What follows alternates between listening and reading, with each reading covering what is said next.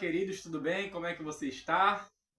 Graças a Deus, estamos bem, pela misericórdia do Senhor. Vamos hoje estudar mais um tema sobre a imortalidade da alma, engano dos últimos dias. E com um tema central de textos difíceis. E eu queria analisar alguns textos, queridos, aqui com vocês, que aparentemente estão contribuindo para a doutrina da imortalidade da alma.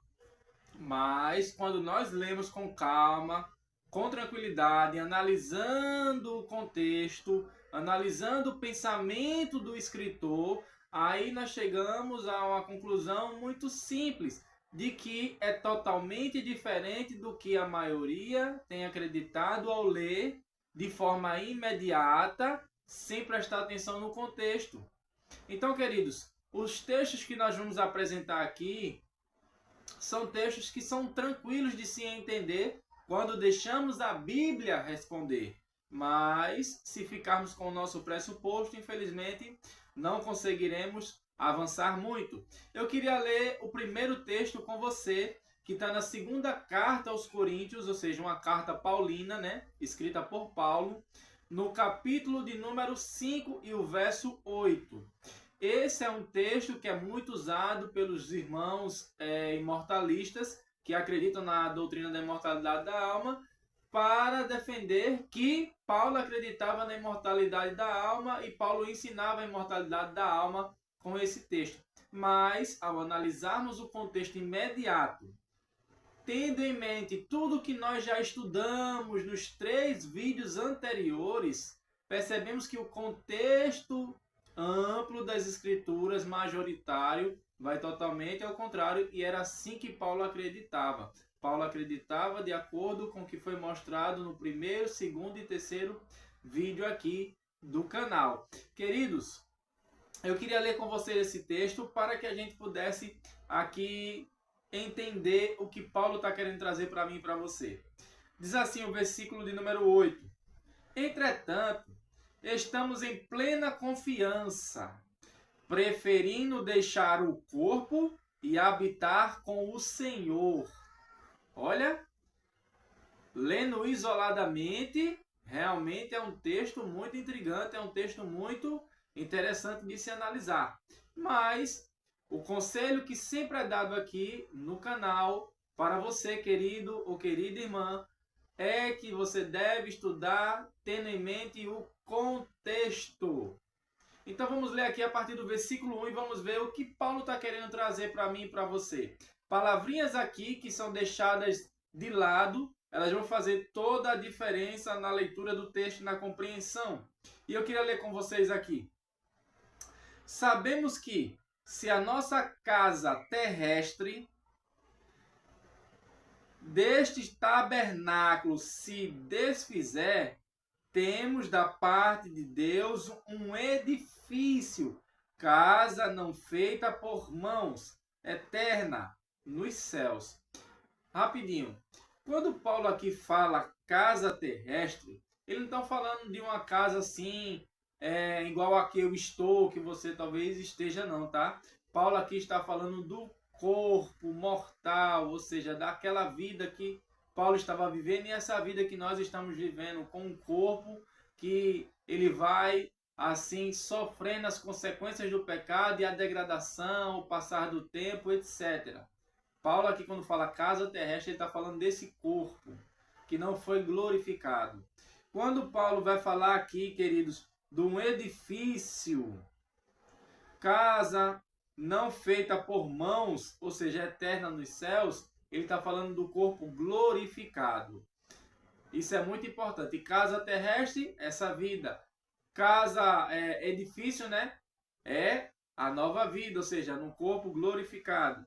O versículo 2 em diante diz assim: e por isso, neste tabernáculo, gememos, aspirando por sermos revestidos da nossa habitação celestial. Queridos, revestidos. Guarda essa palavrinha porque a gente vai ver aonde ela aparece também na carta de Paulo, tá? Revestido.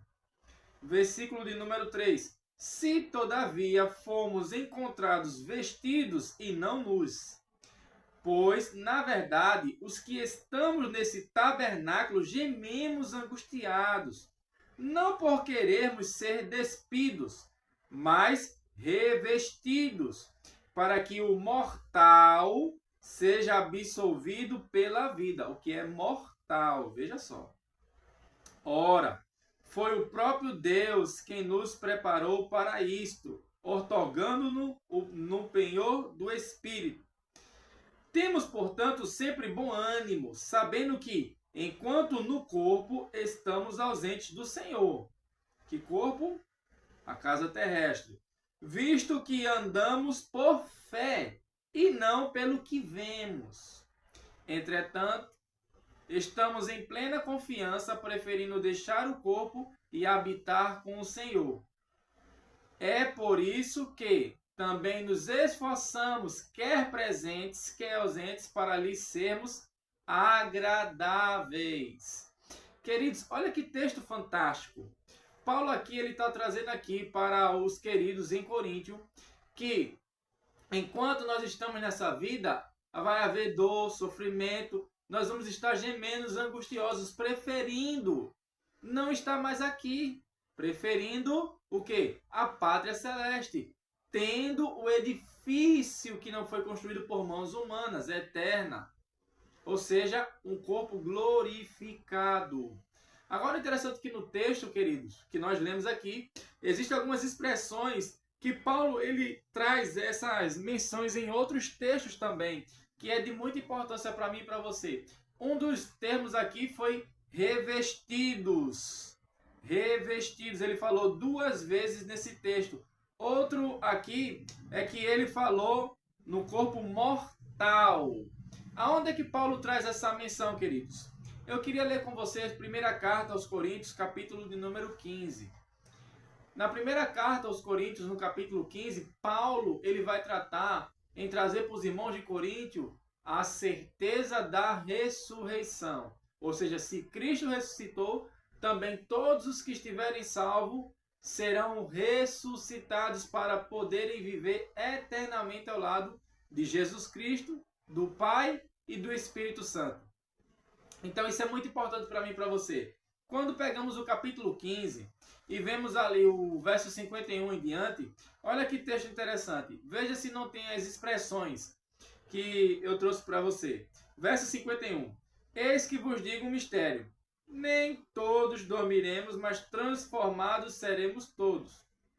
Num momento, num abrir e fechar de olhos ao ressoar da última trombeta. A trombeta soará, os mortos ressuscitarão incorruptíveis. E nós seremos transformados. Porque é necessário que este corpo corruptível se revista da incorruptibilidade. E o que é o corpo mortal se revista da imortalidade. E quando este corpo corruptível se revestir de incorruptibilidade e o que é mortal se revestir de imortalidade, então se cumprirá a palavra que está escrita: tragada foi a morte pela vitória. Você percebeu que as expressões que estão lá em 2 Coríntios 5, do 1 ao 9, aparece aqui em 1 Coríntios capítulo 15, do 51 ao 54, ou seja, o termo revestido, o termo mortal. Então, o que é que Paulo estava ensinando ali na segunda carta aos Coríntios? Que o desejo dele era de que Jesus voltasse para que ele fosse revestido, ou seja, aquela vida de sofrimento, aquela vida de angústia que Paulo vivia, ela tivesse um fim, e assim ele pudesse gozar da eternidade num corpo glorificado, um corpo que não sofreria mais os danos do pecado, um corpo que não sofreria mais os danos do dia a dia, da vida, não sentiria mais dor. Consegue entender, queridos? A vida de Paulo ela foi muito sofrida por amor a Cristo. Não que ele se arrependesse, mas ele foi muito sofrido. Ele mesmo relata na Bíblia o seu sofrimento. Então, para Paulo, ele ansiava pela volta de Jesus. A prova disso, queridos, é que em 1 Tessalonicenses, capítulo 4, do 13 ao 18, Paulo ele vai se colocar como se ele estivesse entre os vivos quando Jesus voltasse. Porque ele vai dizer, e nós, os vivos, os que ficarmos. Ou seja, Paulo almejava a volta de Jesus para ser transformado e viver eternamente ao lado do Senhor. Então veja, quando a gente pega o texto do versículo 8, mas encaixa ele em toda a perícope, ou seja, em todo o bloco ali do raciocínio de Paulo, vemos que ele não está falando ali de deixar o corpo e com a alma e habitar, o espírito e habitar lá no céu. Não. Ele está falando que ele ansiava pela volta de Jesus, ou seja, o momento da transformação. Porque quando pegamos e comparamos as palavras de um texto com o outro, como eu fiz aqui, a gente percebe qual era o real pensamento de Paulo.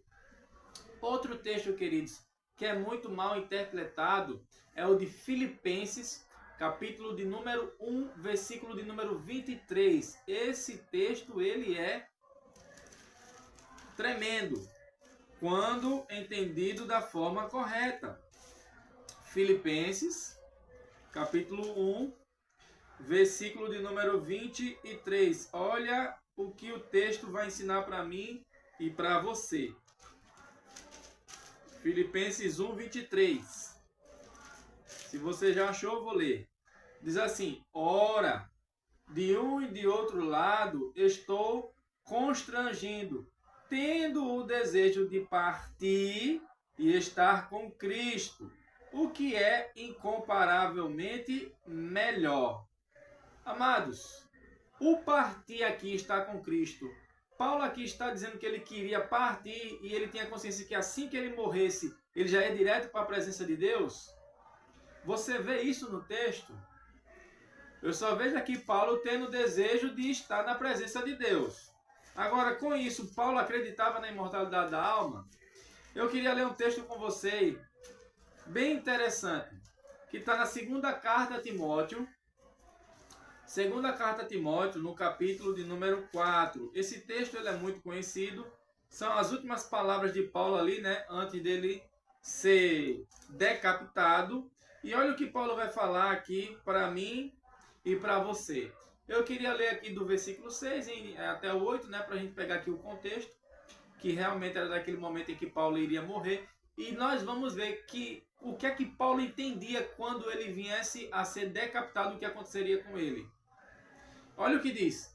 Quanto a mim, verso 6, estou sendo já oferecido por libação, sacrifício. E o tempo da minha partida é chegada, veja, o tempo da minha partida, ou seja, o tempo da minha morte. Combati o bom combate e completei a carreira, guardei a fé. Agora, olha que interessante o verso 8. Já agora, a coroa da justiça me está guardada. É um fato, está guardada. A qual o Senhor, reto juiz, me dará naquele dia. Olha a expressão, naquele dia, ou seja, não é agora. Naquele dia. E não somente a mim, mas também a todos quanto amam a sua vinda. Amados, olha como o texto ele é claro. Paulo está dizendo que Deus, ou seja, que o Senhor viria buscar ele naquele dia, ou seja, no dia da volta do Senhor Jesus. Porque no finalzinho do texto ele vai dizer, não só a mim, mas tanto quantos amam a sua vinda. Paulo entendia que ele receberia a coroa da vida que estava guardada para ele quando? Assim que ele morresse? Não. Pelo texto, quando Jesus voltasse. Então veja, o partir e estar com Cristo não era morrer e já ir para o céu, mas era de estar ali, né, morrer, mas aguardar na morte a volta de Jesus, sem consciência, sem entender o que está acontecendo. Paulo tinha consciência disso. A prova disso é que no capítulo 15 de 1 Coríntios, ele trata o capítulo todo sobre a ressurreição. Então, se Paulo acreditasse na imortalidade da alma e ele estivesse ensinando em suas cartas isso, não teria necessidade dele gastar um capítulo inteiro falando sobre ressurreição. Aonde ele vai argumentar que se nós não ressuscitarmos, também Cristo não ressuscitou. E se Cristo não ressuscitou, nós somos os mais infelizes. Então, amados, isso é muito interessante para mim e para você analisarmos, prestarmos atenção no que qual era o pensamento do autor. Então veja, lá em Filipenses, quando Paulo fala, prefiro estar com Cristo, não era assim que ele morresse, mas era na volta de Jesus, na ressurreição. Porque a gente precisa entender uma coisa, quando uma pessoa morre, ela está em estado de inconsciência, então ela não tem noção do tempo que está se passando. Ela pode viver 5, 6, 7 mil anos. Quando ela despertar, vai ser como se ela tivesse piscado os olhos, porque ela não teve noção do período que se passou. Então, para Paulo, é um abrir e fechar de olhos, independente do tempo em que ele já esteja na sepultura. Ele vai acordar vendo o seu Senhor e ali ele vai ser transformado e receberá a coroa da vida eterna que estava guardada para aquele dia, conforme ele fala aqui no texto. Então isso é muito importante para mim e para você, queridos. Veja, dois textos que aparentemente são difíceis, mas que ao estudarmos o contexto, o pensamento do autor, vemos que são textos simples de se entender. Agora vamos para o Antigo Testamento, e eu tenho um texto que é muito utilizado pelos queridos que acreditam na imortalidade da alma, que é Gênesis 35, verso 18, que é ali o momento em que a esposa de Jacó, ela está ali tendo seu filho Benjamim. E o interessante é que na Almeida e em outras traduções traz a palavra alma. Aí os queridos acreditam, nossa, aí, tá vendo? Tá provando que a imortalidade da alma é verdade. Mas olha o que o texto diz aqui, ó. 35, verso 18 de Gênesis. Diz assim: ao sair-lhe a alma, porque morreu, deu-lhe o nome de Benoni, mas seu pai lhe chamou Benjamim. O que é interessante nesse texto é que simplesmente fala, saindo-lhe a alma. Mas não diz, a alma saiu e foi direto para o céu, porque ela era justa. Não é interessante? Mas eu queria que você entendesse uma coisa, queridos. No primeiro vídeo nós estudamos ali os termos, os significados do termo alma no hebraico e no grego. E o interessante é que o significado é vida, pessoa viva, não é? E quando nós vamos aqui para uma tradução NVI, que é a Nova Versão Internacional, lá eles traduziram não por alma, mas eles colocaram saindo-lhe a vida. Olha que interessante. Outras traduções falam saindo-lhe a vida. Ou seja, não era uma alma que sobrevive fora do corpo, mas era a vida que estava saindo, queridos, dela, e ela morreu. Porque é interessante aqui, ó, é que o texto vai frisar, porque morreu. Então veja, o texto aqui não está querendo induzir a minha mente e a sua mente de acreditarmos na imortalidade da alma. Simplesmente está procurando mostrar que aquela mulher, ela morreu. E o que foi que saiu dela? Foi uma alma que sobrevive fora do corpo? Um espírito que sobrevive fora do corpo? Não. Foi a vida. Porque para a pessoa viver, corpo, mas fôlego de vida. Alma vivente. Tirou, separou os dois, a pessoa morre, deixa de existir. Então isso é muito importante para mim e para você ter esse entendimento. Então veja, mais um texto que ele é tranquilo, não há dificuldade nele de se entender. Então, queridos, nós precisamos permitir com que o texto bíblico se auto-explique. E tenha em mente uma coisa, é importante sempre estarmos indo ao original. O original, ele é muito importante, porque ele vai trazer para nós ali os significados dos termos, das palavras, não é? E isso vai facilitar a nossa compreensão. Então isso é muito importante para que a gente possa ter uma compreensão saudável, uma compreensão correta, uma compreensão bíblica, uma compreensão verdadeira do que o texto ele está querendo realmente ensinar. Então, queridos, veja como os textos que nós lemos aqui foram textos tranquilos, sem dificuldade, textos fáceis de se entender e importantes. Deus, ele é maravilhoso, porque ele não deixa a gente nas escuras, Deus ele deixa a gente nas claras. Então, queridos, isso é muito importante para mim e para você. Compreender essas verdades, essa realidade. Para que assim a gente não venha ter uma compreensão equivocada, queridos. Como eu bem falei já nos vídeos anteriores, se nós acreditarmos na imortalidade da alma, não tem como acreditarmos na volta de Jesus. Ela perde o sentido. Porque Jesus vai voltar para quê?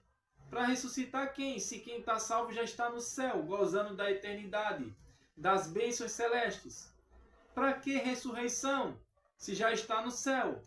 Então, se Cristo tem que voltar, se ele prometeu que vai voltar, e se tem que haver a ressurreição, é porque Jesus tem que resolver o problema da morte. Aí faz sentido o que Paulo fala em 1 Coríntios 15, 54. Onde está, ó morte, a tua força? Onde está, ó morte, o teu aguilhão? Tragada foi a morte pela vitória. Então, queridos, se a morte ela é vista na Bíblia como inimigo, isso significa que ela causa um dano muito grande na criação de Deus, ou seja, no ser humano. Porque ela separa, ela causa uma ruptura entre Deus e o ser humano. Então, tem que haver a ressurreição para restaurar, entendeu? Para trazer de volta aquela pessoa que um dia deixou de existir. Então, queridos, eu convido a você a estudar cada vez mais a Bíblia, a estar aqui conosco. Vamos ter outros momentos para falarmos sobre a imortalidade da alma com outros temas. Isso vai ajudar bastante a nossa compreensão. Vamos falar aqui do tal tormento eterno, né? Aquilo que os queridos acreditam. E vamos ver como a Bíblia ela demonstra essa realidade para mim e para você. Queria dizer para você que na descrição do vídeo eu deixarei o primeiro, segundo e terceiro vídeo, né?